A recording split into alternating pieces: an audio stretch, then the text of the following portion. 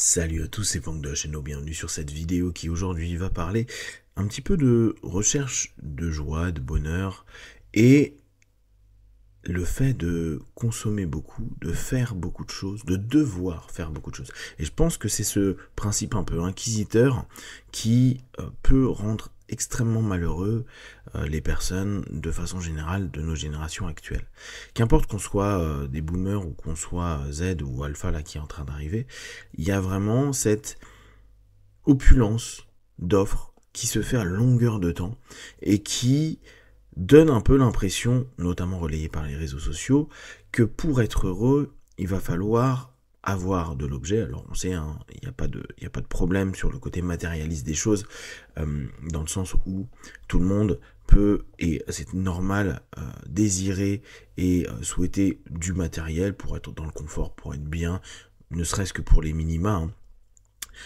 Le souci, c'est plutôt ce que j'ai dont je n'ai pas besoin. Et sans rentrer dans des phases de minimaliste, on peut avoir vraiment cette notion à se rendre compte qu'il y a de la surconsommation.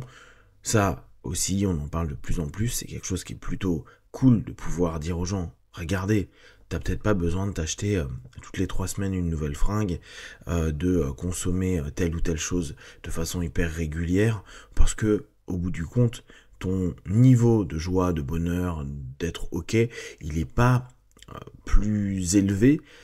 Et surtout, hormis le petit shoot que tu vas avoir de dopamine, de plaisir que tu vas prendre au moment de ton achat, ou peut-être la première fois que tu vas utiliser ton produit, la plupart du temps, ça se cumule et c'est assez peu exploité, utilisé. Donc le ratio bonheur-joie et ce matériel supplémentaire, hein, on enlève tout ce qui est matériel primaire qui est vraiment utile pour nous au quotidien, va pas forcément faire augmenter notre niveau de vie en termes de joie, bonheur, etc.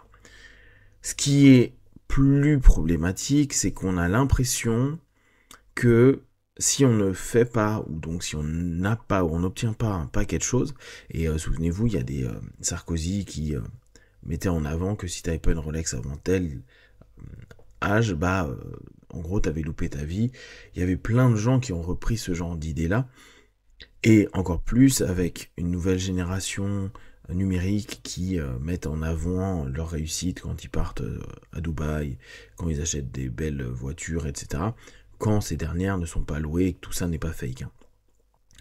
Du coup, ça donne un rapport au désir, à la joie associée à si je désire et que j'obtiens, cool, je peux être heureux, j'ai réussi. Paradoxalement, on a rarement une société qui, avec autant d'options, et là je reste vraiment en France et en Occident, a un taux de suicide aussi important, a un taux d'anxiété aussi important, a un taux de dépression aussi important, etc., etc. Donc, on sait bien, le côté matériel, c'est pas forcément ce qu'il faut.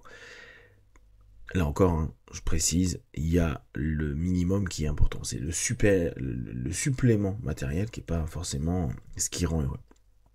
Du coup, beaucoup se disent, bon, moi je vais prendre de l'immatériel, plus de resto, plus de voyages, plus de découvertes culturelles, etc. Et là aussi, c'est une espèce de course à celui qui va plus montrer les œuvres qu'ils ont vues sur Instagram ou sur les réseaux sociaux divers, ce qu'ils ont fait, où ils sont allés, comment, pourquoi, ce qu'ils ont mangé, etc. Mais là aussi, ça n'a pas diminué, voire statistiquement, c'est potentiellement quelque chose qui augmente un mal-être chez les gens, entre ce qu'ils sont en train de montrer, je suis allé à tel endroit, mais en fait, il n'y a pas plus de plaisir que ça s'il n'y a pas des likes, des commentaires ou autre.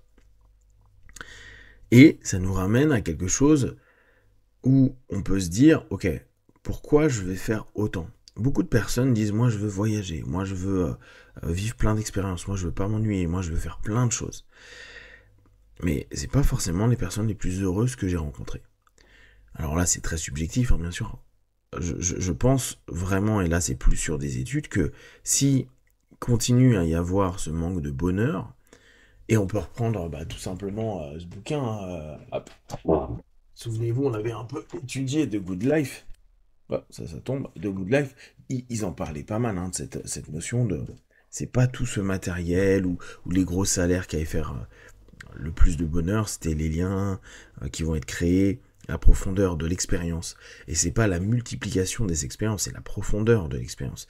C'est pareil, l'utilisation que tu vas avoir de ton produit que tu t'es acheté avec continuellement une espèce de satisfaction, même si ça peut sembler complètement anodin.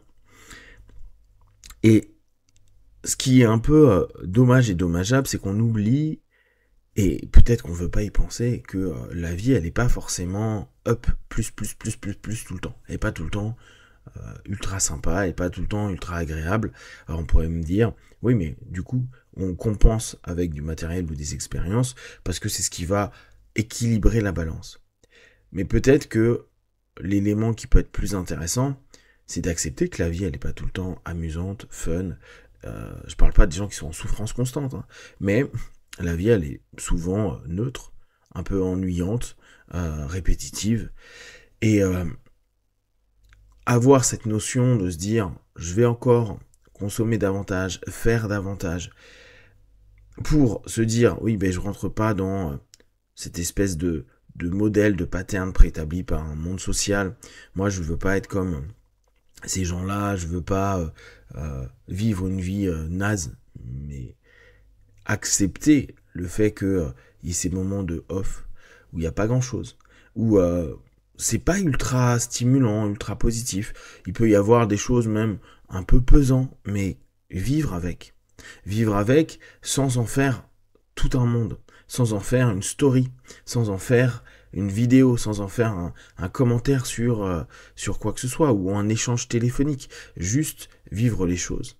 Et se rendre compte que derrière, ça fait partie d'un tout qui a aussi sa stimulation. Ne serait-ce que sur la façon dont on va pouvoir gérer ça, comment nous on se place par rapport à tout ça. Ça ne veut pas dire que c'est une stimulation agréable. Et parfois, on va avoir cette espèce de confusion. Il faut que tout ce que je fasse m'apporte une forme d'agréabilité. Je supporte pas ce qui ne l'est pas. On arrive dans une société où tout ce qui peut être dérangeant, ennuyant, embêtant, en gros tout ce qui n'a pas été aseptisé, tout ce qui n'a pas de bactéries, tout ce qui n'est pas bien, c'est pas cool, quoi, tout ce qui est pas bien. Tout ce qui pourrait faire une réaction n'est pas bien.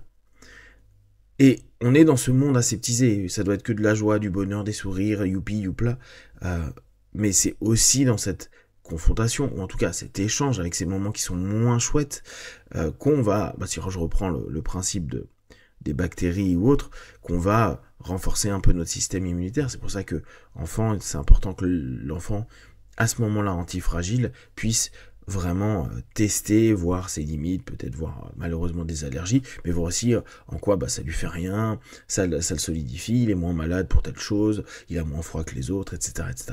Et on est un peu pareil, sauf que aujourd'hui, en tant qu'adulte, vu qu'on est consommateur aussi, on a un peu oublié que c'est pas un mal d'être confronté à des trucs qui sont pas cool, et que c'est pas un problème de pas avoir une vie merveilleuse et aseptisée dans la soi-disant joie. Du coup, ça nous importe à nous de nous interroger sur qu'est-ce que le bonheur, la joie, et là, chacun aura une définition différente, et pas celle qui est superficielle et qui va passer en quelques minutes, mais celle qui vous amène un contentement, quelque chose qui, si aujourd'hui, en vivant ça, vous vous dites, waouh, c'est bon, j'ai rempli ma journée, et ça peut être, je reprends toujours mon exemple, mais ce petit café du matin, ou ce petit thé, ou ce petit déjeuner, ou le moment où vous allez prendre votre voiture parce que vous kiffez rouler, ou le moment où vous voyez vos enfants, un sourire, ou le moment où vous voyez votre conjoint, conjointe, petites choses qui peuvent remplir complètement votre journée, mais complètement, et il n'y aura pas besoin de plus, et se dire, mais en fait ma vie elle est belle pour ça, même si tout le reste de la journée, problème au boulot, problème avec la voiture, problème avec plein de choses, c'est pas grave. Et ça nous ramène à nous être acteurs d'un bonheur, d'un bien-être, d'être ok. Et pas d'utiliser un ça, objet, qui rendra heureux. Du coup, on commence à reprendre notre responsabilité, je reviendrai dessus, mais sur ce rapport à notre propre bien-être. C'est la même chose que je vous avais expliqué là sur le petit post la dernière fois, sur notre responsabilité à la satisfaction et pas attendre que ça nous satisfasse. Si vous avez des questions et des remarques, vous les partagez sur Facebook, YouTube, j'y répondrai le plus rapidement possible comme d'habitude de tout ce que je propose. Ne prenez que ce qui est bon et juste pour vous tester, observer, analyser et conclure. Be one. Ciao.